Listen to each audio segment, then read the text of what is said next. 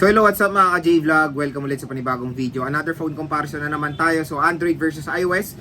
So Samsung Galaxy S22 Ultra versus the iPhone 14 Pro Max. Ano kayang perfect na pwede natin ma-purchase ngayon? Tara mga ka-J-Vlog, check natin.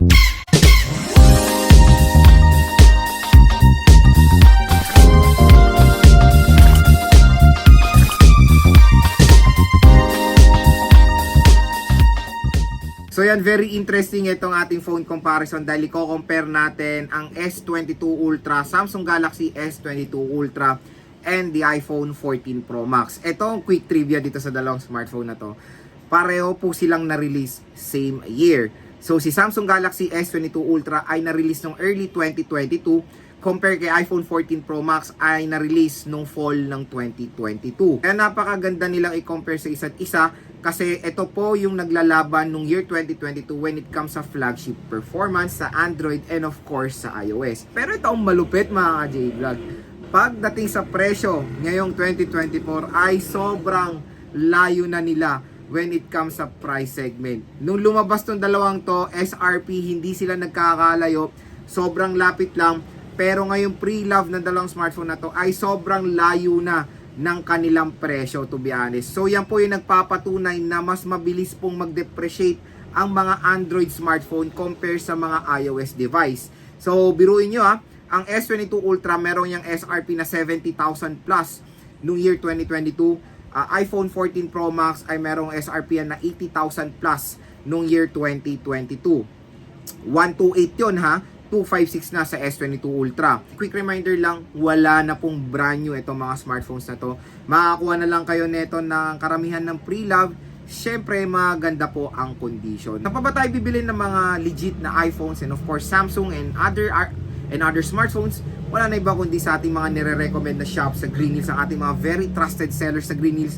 Unang-una dyan kay Ate Mayet sa CMB Gadgets, ZMB Cellphone Accessories kay Ate Net, and Malin Gadget Shop kay Ate Malin. Huwag kayong mag-alala, yung mga links ng kanilang mga Facebook pages sa description box, i-click nyo na lang yan kung interested kayo mag-purchase ng iPhone 14 Pro Max and Samsung Galaxy S22 Ultra. Marami naman po silang stock na mapaprovide sa inyo. Don't worry, at sabihin nyo lang po na panood nyo dito sa vlog.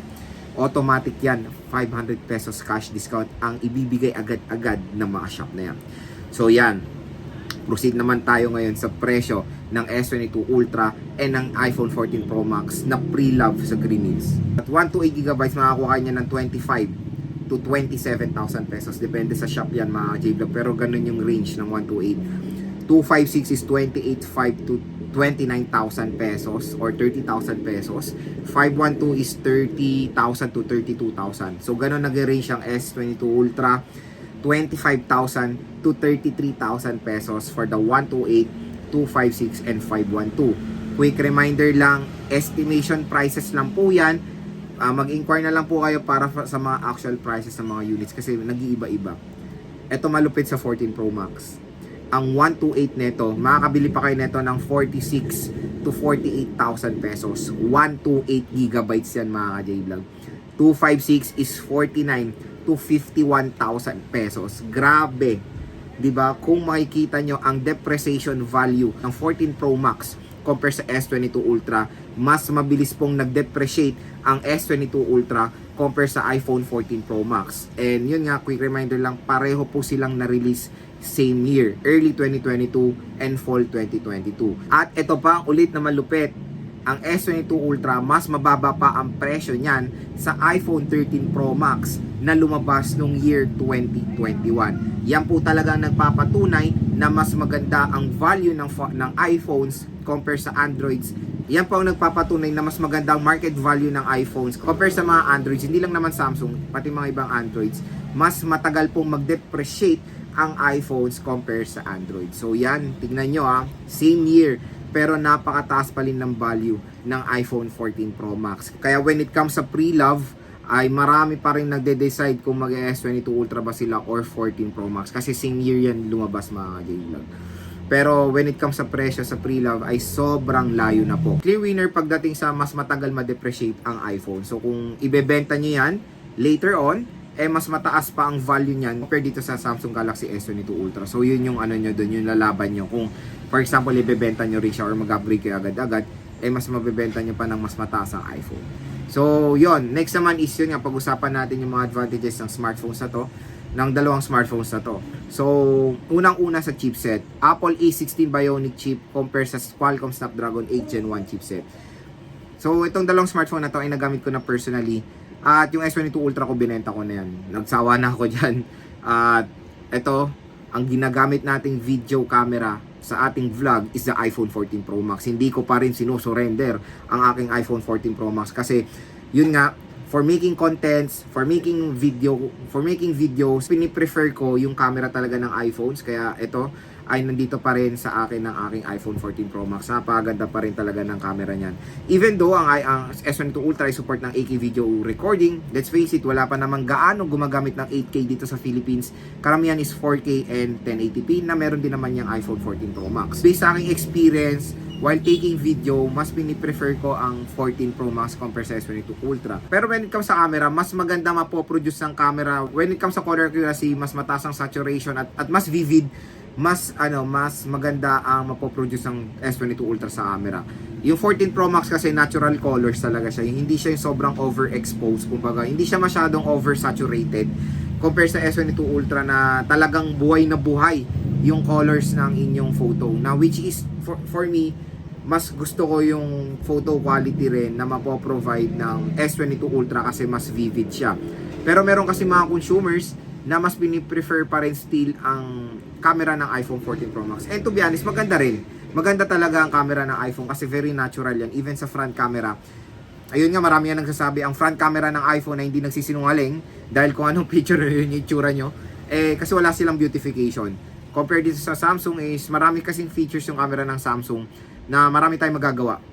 Marami tayong may enjoy. Kaya when it comes sa camera features and camera specs, clear winner dito si S22 Ultra dahil si S22 Ultra ay merong 100 times zoom, 200 megapixel main camera rin siya. Kahit na 200 ay lumalaban din naman ng 48 megapixel ng iPhone 14 Pro Max. Quick reminder lang, wala po yan sa taas ng megapixel kung gaano kaganda ang camera nyo or kung gaano kaganda ang photo quality. Nandun pa rin, nangingibabaw pa rin ang lupit ng camera software optimization na isang smartphone. For example, na dyan sa iPhone, napakaganda ng camera software optimization yan. Kahit nga 12 megapixel na camera ng iPhone, is still maganda pa rin ang napoprovide ng photos niyan. Then, of course, sa kanilang camera software optimization, even din naman sa Samsung, maganda rin yung software optimization nila. I think na-experience ko yan sa mga older units ng Samsung. Based sa aking experience to, sa Note 8, Note 9, dati, nung na-update sila, nung bagong labas, napakaganda ng mga camera. Pero nung na-update, medyo pumapangit yung camera quality. Na-experience ko yan, kaya ko sinishare based sa experience ko sa mga older units ko yan.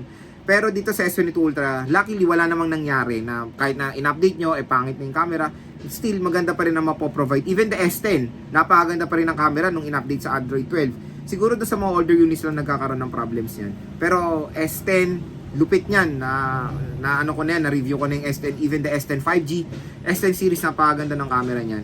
Paano pa kaya tong S22 Ultra? So yon, ulitin ko, camera features, camera specs, I'll go for the S22 Ultra. Pero pagdating sa video camera quality, I'll go for the 14 Pro Max. Napakalupit ng cinematic mode and of course yung action mode din ng iPhone 14 Pro Max. Next sa display. When it comes sa display, alam naman natin na itong sa 14 series ay nag-upgrade sila dahil meron na silang dynamic island. So full screen na sila na meron lang punch hole sa gitna. So dito nagsimula yung wala ng notch display finally. And yung dynamic island ng iPhone is hindi lang siya basta-bastang punch hole. Meron kayong magagawa. Marami rin kayong makikitang mga information sa dynamic island compare sa notch display ng Samsung na very plain. Wala tayong magagawa dyan or walang ganong ganap. For me, when it comes sa punch hole, syempre mas maganda or very usable, syempre mas maganda at mas unique at meron kayong magagawa sa dynamic island ng iPhone. So mas okay sa akin yung punch hole ng iPhone. Pero when it comes sa overall quality ng display, walang tatalo sa AMOLED ng Samsung mga J-Vlog. Dynamic AMOLED 2X display, solid, napakaganda ng color accuracy, very vibrant, talagang may enjoy nyo maglaro. Pag naglaro kayo dito, may experience nyo yung graphics talagang nag-e-enhance dahil sa AMOLED display. And of course, pag nanonood ng movie, solid mga J-Vlog. Ewan ko lang, medyo ito lang napapansin ko sa Samsung pag nanonood ako, nag-auto dim or ewan ko sa app lang yan, sa Netflix or sa Disney Plus, pero sa mga iba hindi naman. Sa YouTube hindi naman nag-auto dim. Ewan ko, ayoko nung ganun yung sobrang baba ng brightness na hindi mo na ma-adjust. Kasi sa application naman yan. Pero when it comes sa overall quality ng video pero when it comes sa overall quality pag nanonood kayo, definitely I'll go for the S22 Ultra. Napakaganda mga J-Vlog.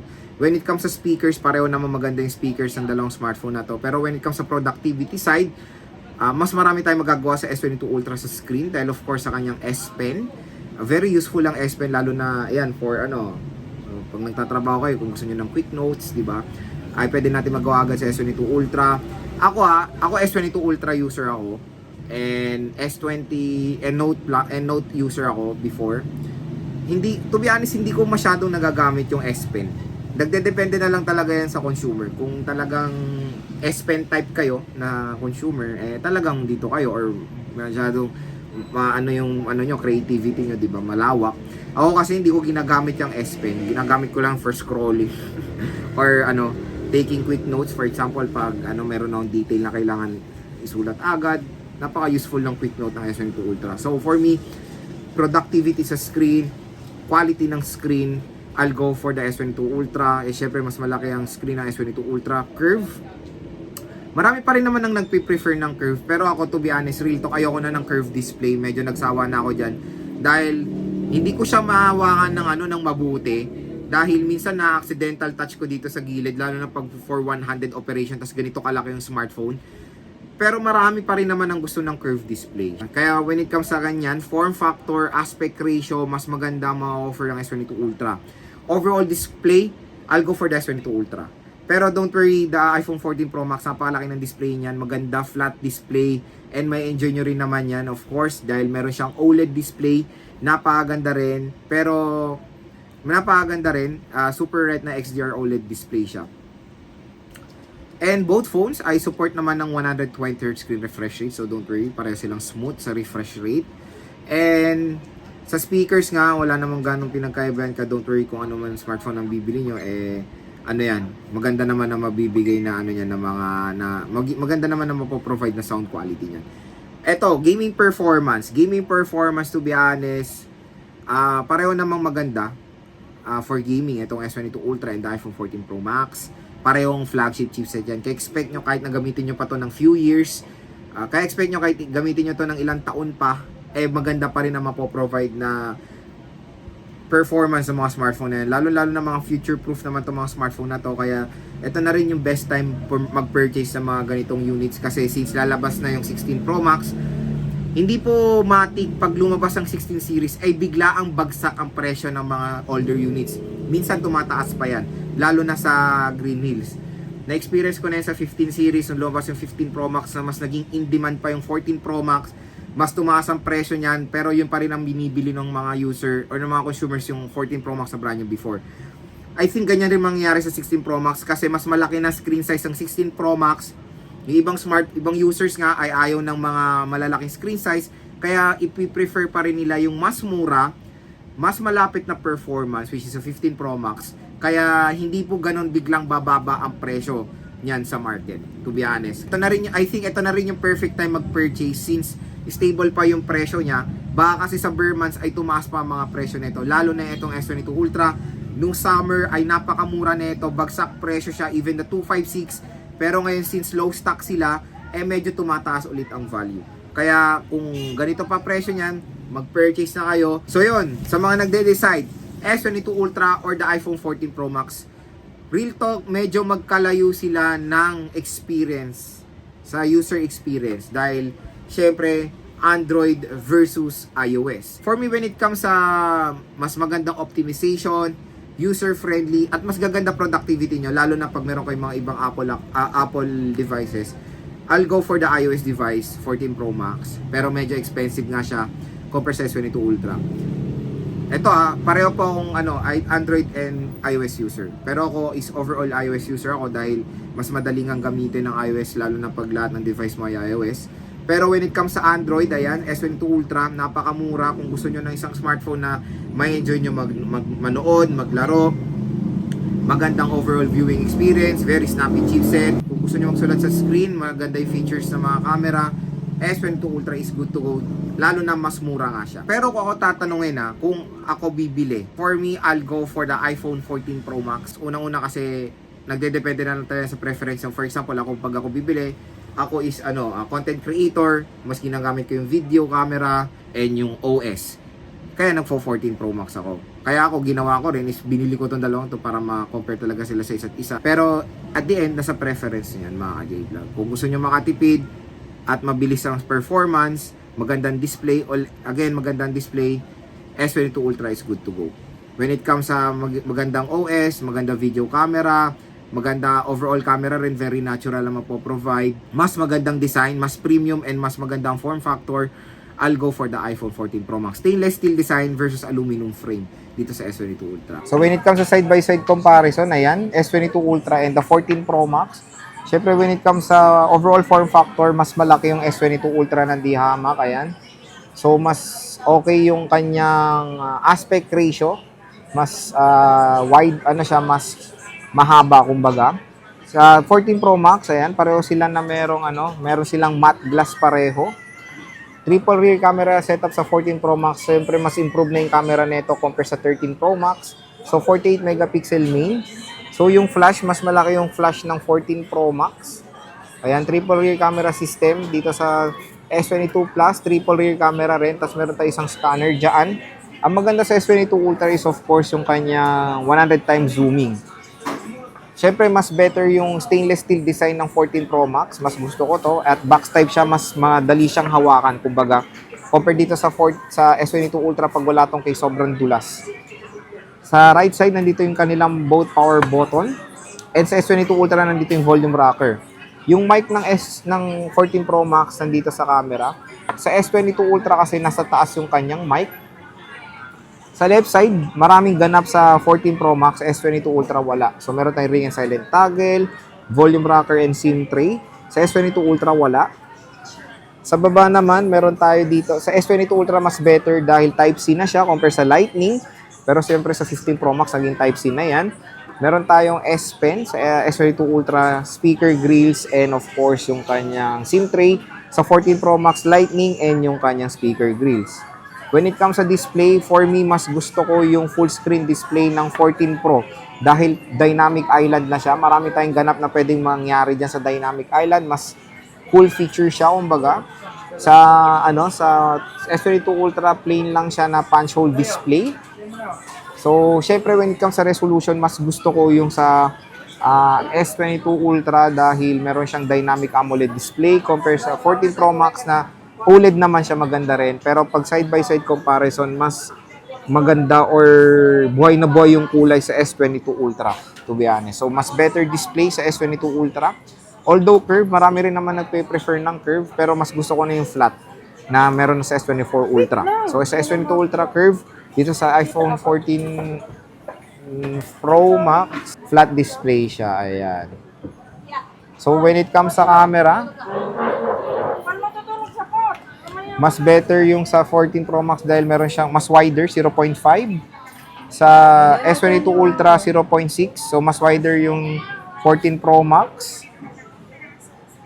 Meron tayong 3 times zoom sa 14 Pro Max. Sa S22 Ultra is 3 times din. Pero sa S22 Ultra, 10 times zoom na hanggang 100 times zoom sa photo kasi tayo. 100 times zoom.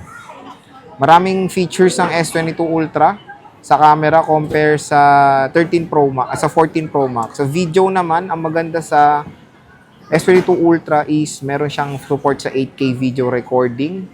4K kasi sa 14 Pro Max, sa S22 Ultra is 8K. 8K 24 FPS. Ayan. May cinematic mode ang 14 Pro Max. Ayan. So when it comes sa camera, mas maraming option, mas marami kayong magagawa sa camera ng S22 Ultra compare sa basic sa 14 Pro Max. Kumbaga mas basic features lang yung camera ng 14 Pro Max compare sa S22 Ultra. So yan mga J-Vlog, hopefully nakatulong tong binigay kong advice sa inyo between dito sa Samsung Galaxy S22 Ultra and the iPhone 14 Pro Max. Nagdedepende na lang talaga yan kung ano napupusuan yung smartphone At yun, available naman itong dalawang smartphone na to sa mga nire-recommend nating shop. Yung mga shop nila nasa description box yung link. I-check nyo na lang po yan. Sabihin nyo lang napanood nyo dito sa vlog. Automatic yan, 500 pesos cash discount ay bibigay sa inyo.